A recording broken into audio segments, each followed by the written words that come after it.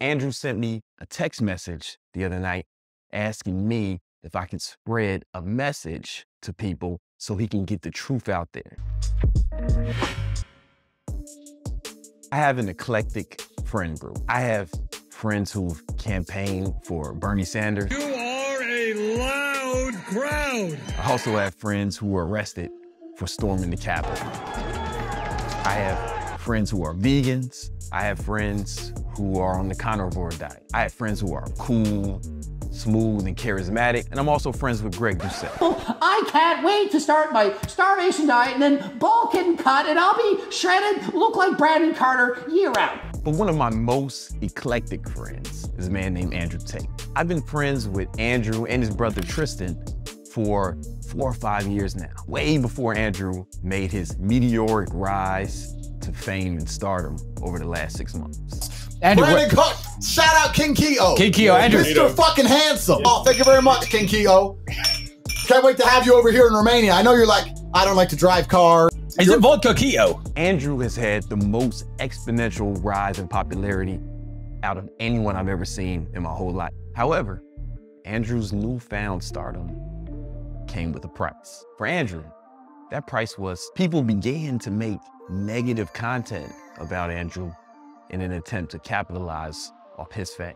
Many times, clips were taken from Andrew's long-form videos, truncated down to small sound bites that were deliberately taken out of context by creators, presumably for them to get more views and popularity at Andrew's expense. But what's more egregious than that was the lies and rumors that had been spread about Andrew. People began spreading rumors that Andrew was involved in some sort of human trafficking, when a simple Google search would show that that's not true. The fucking police and says my girlfriend's being held against her will by the Tate brother. The police come to our house. They take us to the police station. They search our house. Well, we checked the CCTV. I said, oh, what did you find? The girl who made the complaints was outside the gates taking pizza delivery and coming back inside. And whether people were doing it knowingly or unknowingly, it's still irresponsible to accuse a man of something so heinous without fact-checking first. Now, Andrew has said some wild things. And while I don't agree with everything Andrew has ever said, I don't agree with everything that anyone has ever said. To agree with everyone on everything, on every issue, is way too high of a criteria for friendship. But what I vehemently oppose is people making up lies about someone in order to gain popularity on their own platform. As a result of this activity, Andrew has been banned from multiple platforms. And Andrew sent me a text message the other night asking me if I can spread a message to people so he can get the truth out there.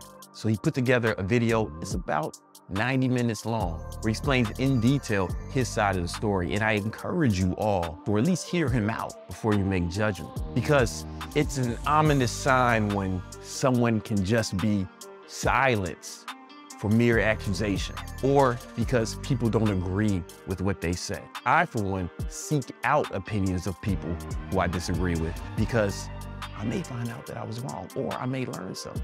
But if nothing else, maybe I'll understand their perspective and how they drew those conclusions, and it'll give me a different perspective. Even if it doesn't change my mind, maybe I'll understand more why people may feel this way. And if we start going down the road of mass censorship, silencing everyone who we disagree with, and we run the risk of building a society that reverts back to the days when people were actually punished for having views that may have differed from the majority. For example, Galileo was put in prison for heresy just because he said the earth revolved around the sun. I'm not saying that Tate is fucking Galileo or that his views are that monumental, but what I am saying is this is not the road I think we want to go down as a people. Irony of this is that most of Tate's opponents call themselves liberals, when the literal definition of the word liberal means willingness